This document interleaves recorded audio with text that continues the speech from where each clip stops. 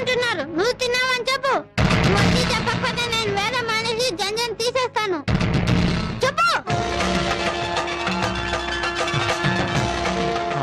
ఒరే, కమ్మని పులిహోర పెట్టి చెయ్యి కడగడం మర్చిపోయావేరా?